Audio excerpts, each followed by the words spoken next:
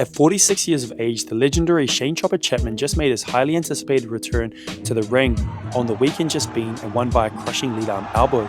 This was a hugely impressive feat after a 13-year hiatus due to multiple herniated discs in his lumbar spine, not to mention a torn calf, frozen right shoulder, and a previously torn supraspinatus in his left shoulder. Stepping up to the plate 4 weeks out from the fight, I had to rapidly diagnose which were the most important issues to address in order to keep Choppa glued together and firing at the level he needed to be to compete. I took a top-down approach, starting with his shoulders and incorporating exercises that improved rotation both internally and externally to free up the joint.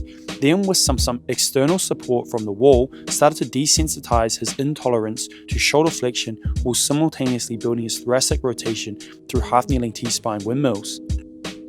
Happy to say that our last session, the need for any assistance from the wall was not required, and Choppa stated he was able to now shave his head in the shower with his right arm. Win. As we worked our way down the chain, having addressed the limitations in rotation within the shoulder, we were then able to start eccentrically loading the overhead position whilst also building strength within his lats through pull-ups that would play a crucial role in stabilizing his pelvis and buffering force through the lumbar spine.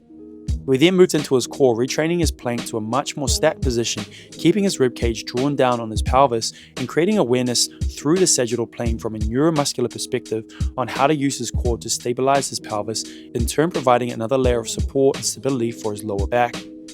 Next on the hit list was Shane's hips. Years of orthodox stance fighting meant that his perception of tightness in his left hip flexors and right lateral hip were exceptionally high. Although range of motion wasn't too worrying in sagittal and transverse plane, we utilized hip aeroplanes to create more cognition around full internal and external rotation in his hips and to make his nervous system feel safer through these ranges, whilst also building rotation in the musculature of the hips.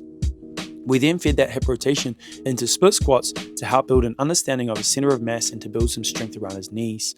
Lastly, we used several power movements in the form of ballistics through chest passes and rotational power throws to help build his neuromuscular power and also to understand better how to produce and displace force through the core.